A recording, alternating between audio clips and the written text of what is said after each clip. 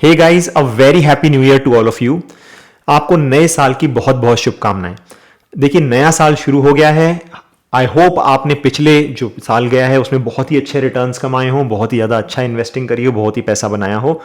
और अब प्रॉब्लम यह है कि जितने भी ये बड़े बड़े ब्रोकर्स हैं जैसे कि जीरोधा हो या एंजल हो, ये लोग आपको डायरेक्टली ये नहीं बताते कि आपने पिछले साल या किसी भी ड्यूरेशन में कितने रिटर्न कमाए हैं, कितना प्रॉफिट कमाया है। वो तो आप पता लगा सकते हैं, लेकिन परसेंटेज वाइज क्या आपने निफ्टी को बीट किया है, क्या आपने जो भी आपका बेंचमार्क इंडेक्स है, चाहे वो स्मॉल कैप इंडेक्स हो, चाहे मिड कैप हो, चाहे लार्ज कैप हो, क्या आपने उस इंडेक्स को बीट किया है या नहीं किया है, ये पता लगाना हमारे लिए थोड़ा हार्ड हो जाता है। इनफैक्ट हम में से बहुत से इन्वेस्टर्स ऐसे हैं जिन्हें कभी पता ही नहीं होता कि वो एक्चुअली में कितने रिटर्न कमा रहे हैं, क्योंकि रिटर्न्स में जो है जितनी भी फीस है, जितनी भी आपके जो ब्रोकर का चार्जेस है, जितने भी बाकी अनाप शनाप चार्जेस हैं, वो सब हटाने के बाद नेट नेट अगर आप निफ्टी के रिटर्न को नहीं बीट कर पा रहे हैं, या फिर अगर मान लीजिए आप एफडी से भी कम रिटर्न कमा रहे हैं, तो फिर ऑब्वियसली, और ये मैं लॉन्ग टर्म की बात कर रहा हूं, सिर्फ एक साल की नहीं, हर साल कंटिन्यूसली आप निफ्टी से अंडर परफॉर्म कर रहे हैं, तो आपको जो है बेसिकली स्टॉक मार्केट में इंडेक्स फंड्स ही बाय कर लेने चाहिए बजाय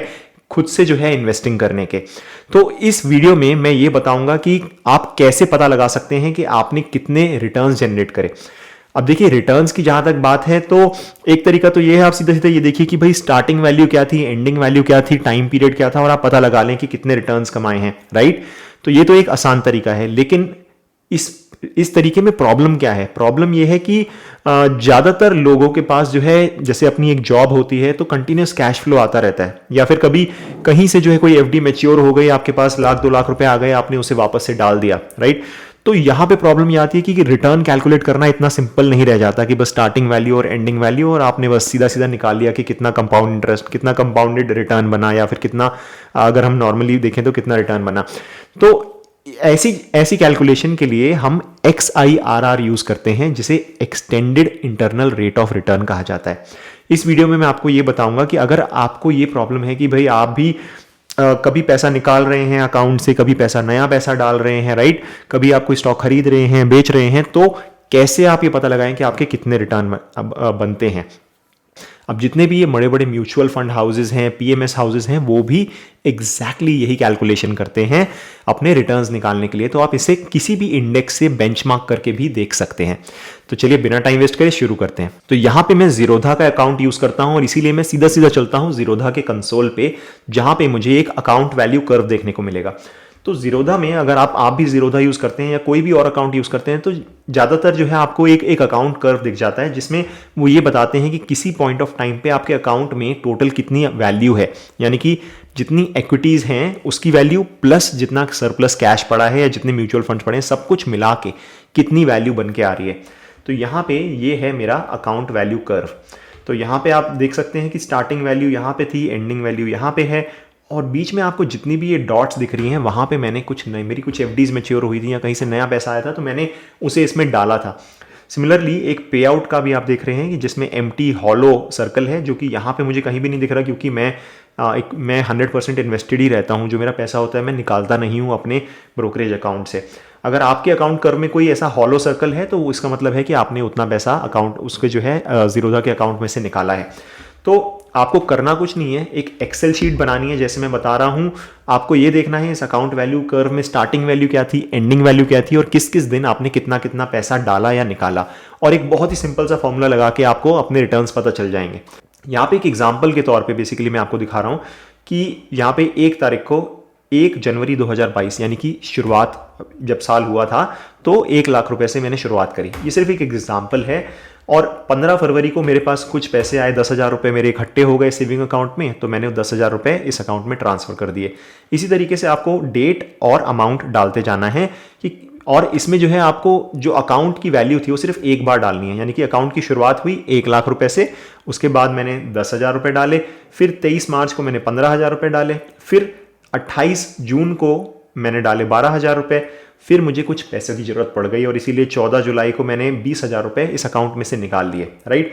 सिमिलरली 1 अगस्त को 5,000 डाले, 20 अक्टूबर को मैंने 8,000 डाले, और सिमिलरली नवंबर में मैंने 2,000 रुपये डाले, और आज यानी कि 31/12/2022 में मेरी अकाउंट की जो भी वैल्यू है हम अज्यूम कर रहे हैं अभी के लिए कि ये सारा का सारा अकाउंट हमने बेच के सारी वैल्यू अगर निकाल लें तो स्टार्टिंग वैल्यू हम हमेशा पॉजिटिव रखेंगे यानी कि 1 लाख रुपए, और एंडिंग वैल्यू जिससे हमारा जो साल खत्म हुआ है या जो जिस भी टाइम पीरियड में आप निकाल रहे हैं उसकी एंडिंग वैल्यू आप नेगेटिव रखेंगे।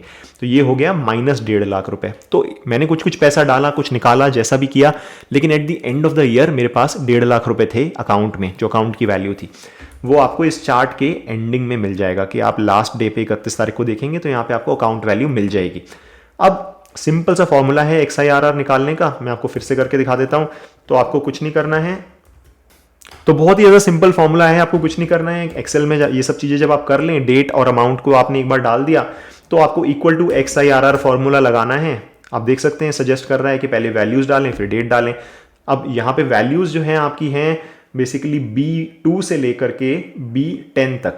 तो इसे मैं डालूंगा B2:B10, तो ये सिलेक्ट हो गया, आप देख सकते हैं। सिमिलरली जब आपको डेट्स डालनी है तो डेट्स हैं A2 यानी कि इस कॉलम से लेके इस कॉलम तक, इस रो से इस रो तक, तो A2:A10 और टना आपको आपके रिटर्न्स मिल गए 15%। तो ये सिर्फ एक एग्जाम्पल है, आप आसानी से देख सकते हैं कि आपने जो है निफ्टी के रिटर्न्स बीट करे या नहीं करे। मैं पर्सनली बता देता हूँ आपको कि इस साल मैंने लगभग 9.8% के रिटर्न्स कमाए हैं, जो कि अगर आप देख सकते हैं निफ्टी में 5.8% के रिटर्न बने हैं इस साल, मिड कैप इंडेक्स में 2.6% के, मिड कैप 100 में 2.4% के, स्मॉल कैप्स में जो है आपका -19.8 और स्मॉल कैप 100 इंडेक्स में -14.7। तो बेंचमार्क इंडेक्स को मैंने बहुत ज़्यादा मार्जिन से तो नहीं पर थोड़े मार्जिन से बीट करा है, but I am reasonably happy with the returns that I made this year. I hope आपने भी बहुत ही अच्छे रिटर्न्स कमाए होंगे और अब आपने कुछ नया सीखा होगा और हर साल आप इसी तरीके से कंपेयर कर सकते हैं कि आपने हर साल कितने कितने रिटर्न्स कमाए। तो आई होप आपको वीडियो इन्फॉर्मेटिव लगी होगी। अगर अच्छी लगी हो तो लाइक जरूर करिएगा, और अगर अभी तक सब्सक्राइब नहीं करा है तो सब्सक्राइब जरूर कर दीजिएगा, क्योंकि अगर आप सब्सक्राइब करेंगे तो मेरे चैनल के लिए, मेरी जो है ओवरऑल ग्रोथ के लिए काफ़ी अच्छा होगा। तो आई होप आपको अच्छा लगा हो। मिलते हैं अगले वीडियो में। Bye bye.